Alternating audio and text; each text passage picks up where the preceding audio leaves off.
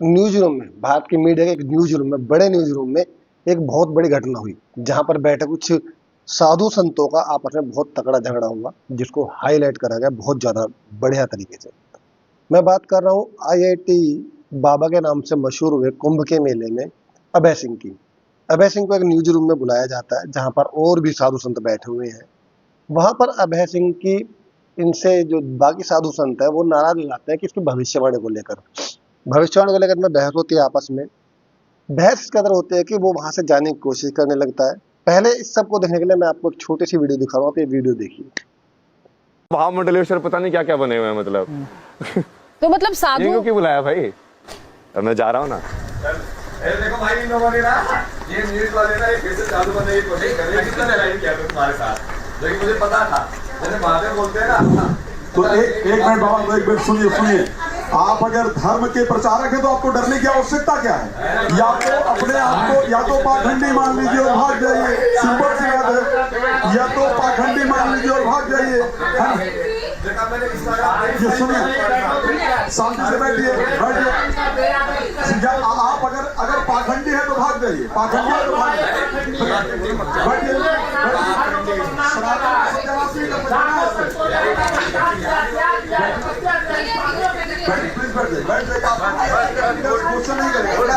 नहीं करेगा, रिलैक्स।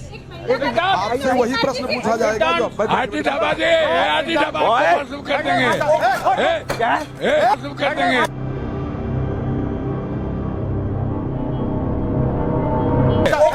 कर देंगे।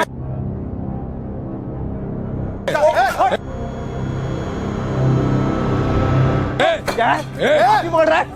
नहीं क्या बोल रहा है? तुम मारोगे?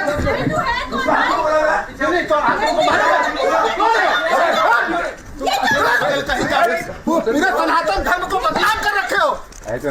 और पाकिस्तान का एजेंट है ये पाकिस्तान का एजेंट है, पूरा सनातन धर्म को बदनाम कर रहा है।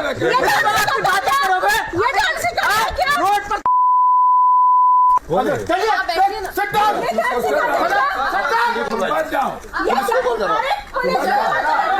मैं FIR क्लोज कर रहा हूँ।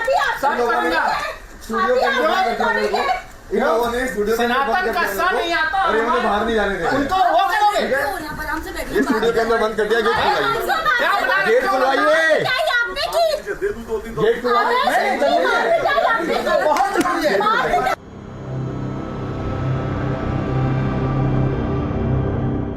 ये पागलपंथी नहीं चलेगी। तुम साधु संतों का सम्मान नहीं करते, साधु संतों का सम्मान नहीं।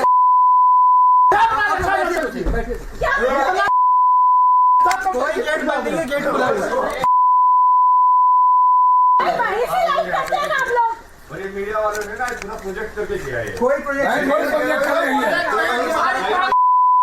तुम लोगों को मीडिया वाले इतना सम्मान दे रहे हैं तुम्हें, और तुम यहाँ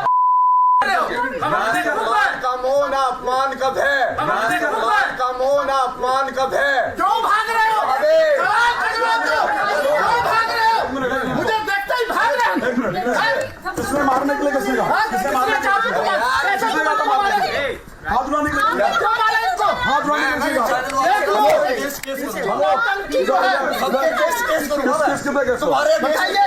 क्या किया है? तुम जबरदस्ती करवा रहे हो मेरे साथ।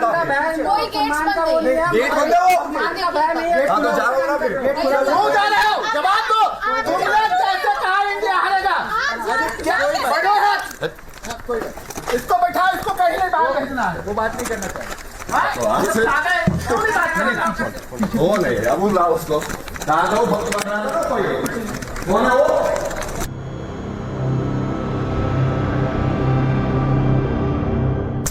सारे हो फांसी वाला नाम ही वो गई था कहाँ भी था।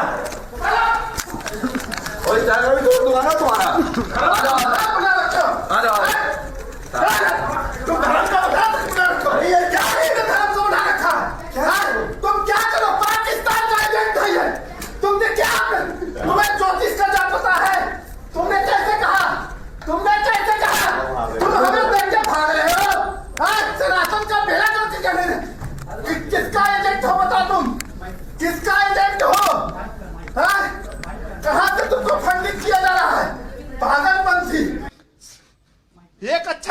जान नहीं है। इसको जो है तत्काल जो है मेडिकल का जरूरत है, इसको ट्रीटमेंट का जरूरत है, पागल है।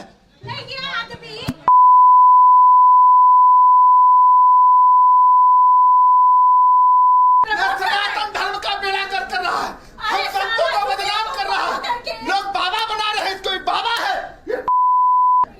इसको जो है जाना चाहिए। ये बिल्कुल आदमी जो रहता है इसको मजाक बना के रखिए। ये IIT बाबा पे मोटेट किया जा रहा है। हमारे तमाशा बना के ऐसा भाई के ऊपर ये बदतमीजी बताओ, इनके ऊपर लक्ष्य चला दिया। ये बाबा है, बाबा है ये बात ही क्या है? बताओ, ये बाबा है, ये अपने को संदेह में क्या कर रही है?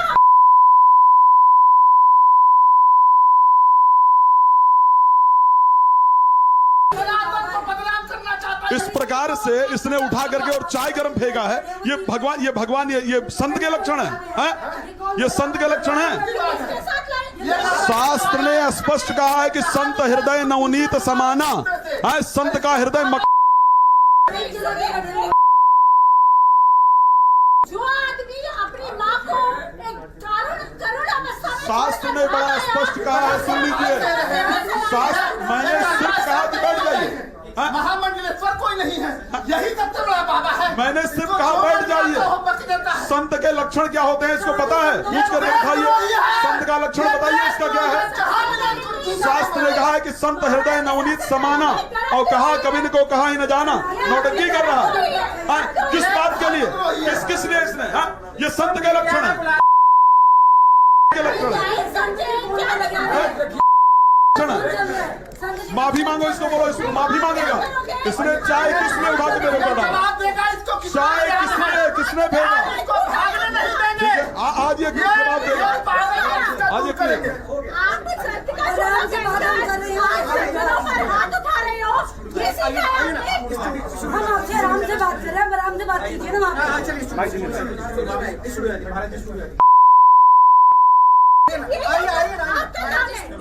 आप युद्ध को क्या कह रहे हो? आइए, अब आराम से आइए। आप क्या समझ रहे हो?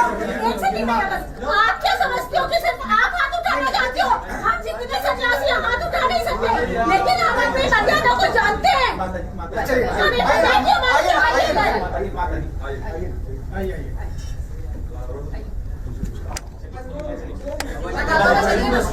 आप भी क्या बताइए, द्रोणाचार्य जो थे एक शब्द पर नेपाल को 2 टुकड़े करवा दिया। आप वहीं के रहने वाले हैं।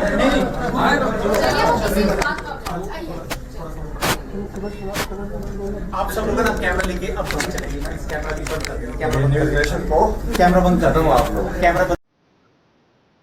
इस वीडियो में आप देखिए, सबसे पहले शख्स जो अभय सिंह के पास आया, उसने उसको जाते हुए इंसान को हाथ पकड़कर रोकने की कोशिश करी, जिस पर अभय सिंह ने अपनी प्रतिक्रिया दी। उसने उसको मारा। मैं उसका समर्थन नहीं कर रहा हूँ कि उसने क्यों मारा क्यों नहीं मारा, लेकिन पहले उसने हाथ पकड़ा जाते हुए व्यक्ति का, तो उसने मारा।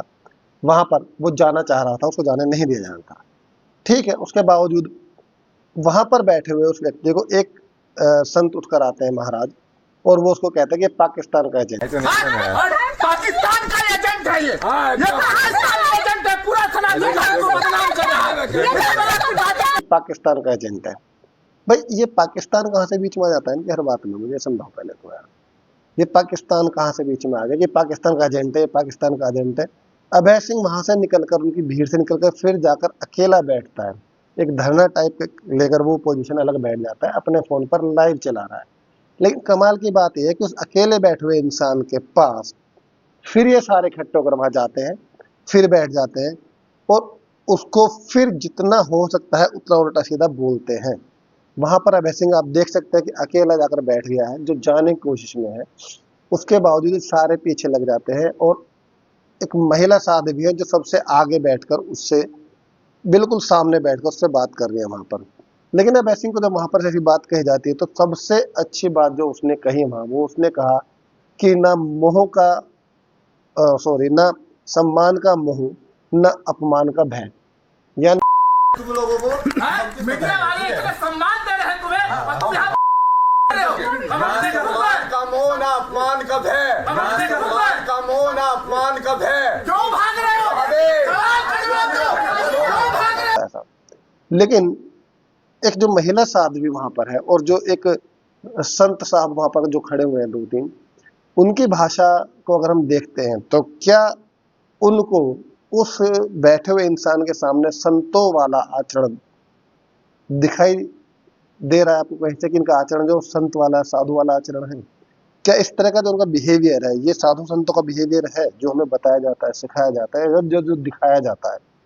वो इंसान बैठा है, भले ही उसकी भविष्यवाणी गलत हुई, उसने और भी कुछ गलत कहा हो, अगर कोई इंसान कुछ गलत कह रहा है तो किसी साधु संत का इस तरह से प्रतिक्रिया देना, उस पर ऐसे हावी होना, एक गुट बनाकर हावी होना, ये कहीं से सात्विकता को नहीं दर्शाता है जहां तक मुझे लगता है। दोबारा क्या होता है कि जब वो अभय सिंह वहां से उठता है, अभय सिंह कहता है कि भाई आपने दरवाजा बंद करा हुआ है, कुछ देर बाद दरवाजा खोल दिया जाता है, अभय सिंह वहां से निकलता है तो लोग पीछे आ रहे होते हैं उसको। मतलब जब न्यूज रूम में आप वहां से उसको बाहर निकाल चुके हैं, मैं आप स्पेशली उन साधु संतों के लिए कह रहा हूँ जो उसको बार बार पाकिस्तान का एजेंट बता रहे हैं या गाली गलौज कर रहे हैं, जो भी कह रहे हैं उसके बारे में आप इस वीडियो में देखकर अच्छे से समझ चुके हैं। जब वो न्यूज रूम से शख्स बाहर निकल चुका है तो उसके पीछे पीछे जाकर उसको उसी तरह से टॉर्चर करने की जरूरत क्या है? वापस पीछे पीछे जा रहे हैं, वहां पर अभय सिंह फिर दोबारा बैठ जाता है फर्श पर, दोबारा बैठ जाता है और बिल्कुल शांत बैठता है, वो कोई वर्ड नहीं बोलता है।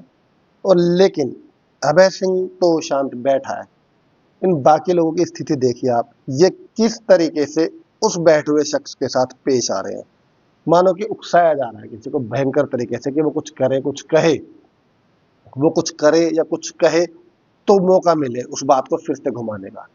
लेकिन जो ये अपने आप को संत कह रहे हैं वहां पर खड़े हुए, जो कह रहे हैं कि इसमें संतों वाले गुण क्या है, संतों के बारे में क्या जानता है, इसको अध्यात्म के बारे में क्या पता है, तो मेरा ये सवाल आप लोगों से भी है कि ये जो लोग इस तरह से बिहेव कर रहे हैं, जो इस तरह से पेश आ रहे हैं, क्या ये संत हैं?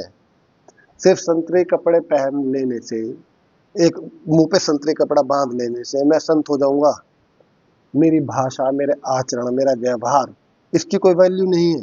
सिर्फ मैं कपड़ा डालूं तो मैं संत? क्योंकि यहाँ पर मुझे वही दिखाई दे रहा है। अगर इनके कपड़े उतार कर नॉर्मल पहना दी जाए तो एक नॉर्मल गुंडे में और इनमें क्या फर्क रह जाएगा? सिर्फ कपड़ों का फर्क है यहाँ पर इनके आचरण के हिसाब से। और ये जो नीचे बैठा शख्स है, इसने भले कितने झूठ बोला, अच्छा ठीक है, इसकी भविष्यवाणी गलत हुई, तो अगर आपको लगता है कि इसकी भविष्यवाणी गलत हुई, इसको ज्योतिष का ज्ञान नहीं है, तो भाई जिनको ज्योतिष का ज्ञान है उनकी भविष्यवाणी आज तक कितनी सच हुई है, कितनी भविष्यवाणियां करी उन्होंने जो सारी सच निकली।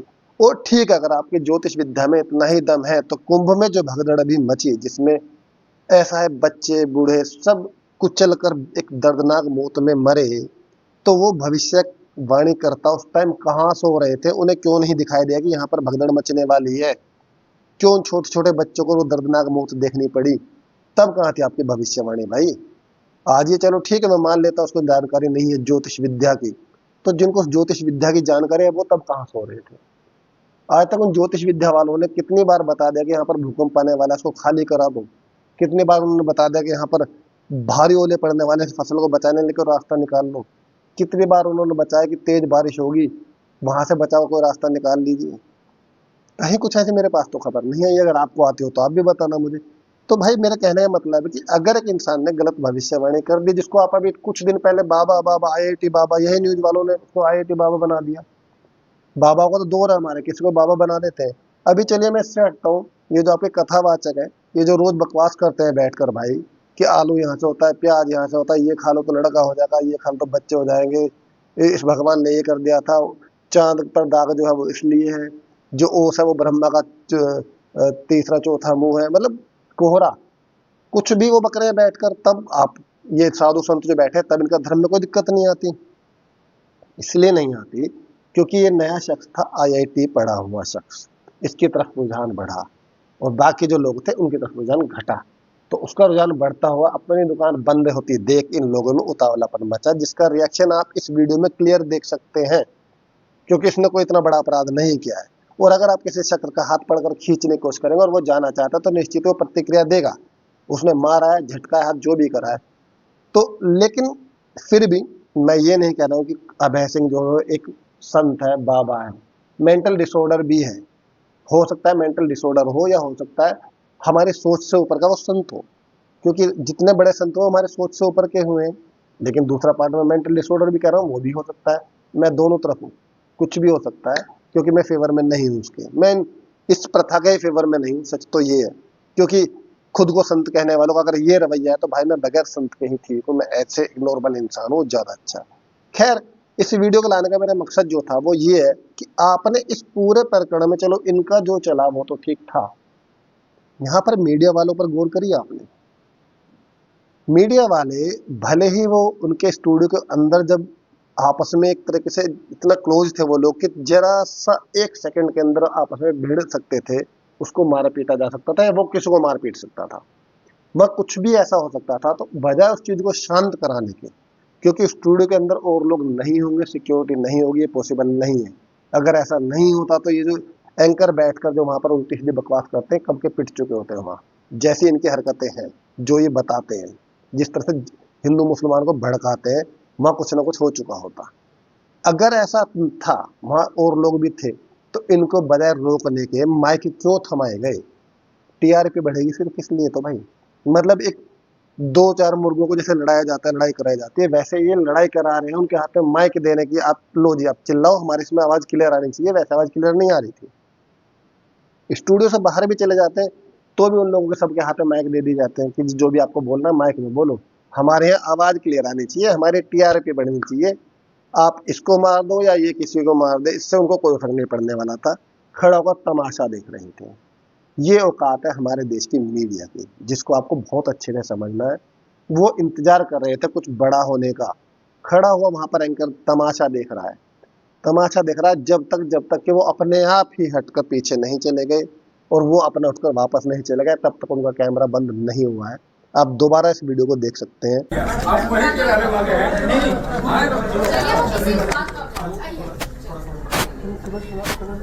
आप सब लोग ना कैमरा लेके अब फोन चलेगी, इस कैमरा भी बंद कर देंगे, कैमरा बंद कर दो आप लोग। कैमरा आखिर में जाकर कैमरा बंद करते हैं, तब कैमरा बंद करते हैं जब इन्हें लगता है कि अब यहाँ पर कुछ नहीं बचा है।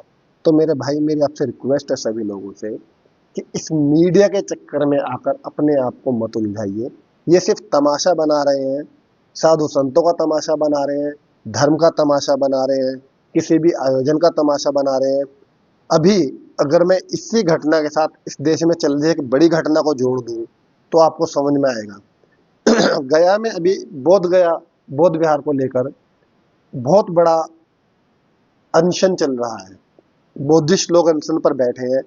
वहां बताया जा रहा है कि बौद्ध विहार के अंदर ब्राह्मणीकरण हो रखा है। वहां पर हिंदू देवी देवताओं की मूर्ति है। उनका कहना है कि जब हिंदू देवी देवताओं के मंदिर में बुद्ध की मूर्ति नहीं रखी जाती है तो बुद्ध विहार में हिंदू देवी देवताओं की मूर्ति क्यों रखी जा रही है? वहां पर बुद्ध को पांडव या अन्य देवता बनाकर पूजा भी जा रहा है। तो वहां की खबर, इतना बड़ा अनशन चल रहा है, कई देशों से लोग वहां पर इकट्ठे हो चुके हैं, वो खबर आपको नहीं दिखाई जाएगी। उस खबर में कोई मसाला नहीं है बढ़िया। मसाला था यहाँ पर साधु संत, क्योंकि अभी कुंभ खत्म हुआ, लोगों में आध्यात्मिकता है, लोगों में धर्म जिंदा है, लोगों में धर्म के जज्बात जुड़े हुए हैं। तो अगर उसी मौके पर साधु संत आपस में लड़ते हैं तो टीआरपी बढ़ती है। इसीलिए उनको जिस टाइम बहस हो रही है, जिस टाइम वो एक दूसरे को मारने के लिए उस बैठे हुए शख्स पर सारे लोग चढ़ रहे हैं कि बस एक इंतजार है, कुछ जरा सी इधर उधर हुई बात और मामला बहुत बढ़ जाएगा। उसको देखते हुए वो लोग वहां पर माइक देते हैं उनके हाथ में और आराम से उसको प्रोग्राम को शूट कर रहे हैं कि देखो इस तरह से भी होता है। ये मीडिया है हमारे देश की इस टाइम, ये उन्होंने हालात मचाए हुए हैं। तो आप सभी को इस चीज को समझने की बहुत ज्यादा जरूरत है कि मीडिया का स्तर हमारे देश में कितना ज्यादा गिर चुका है।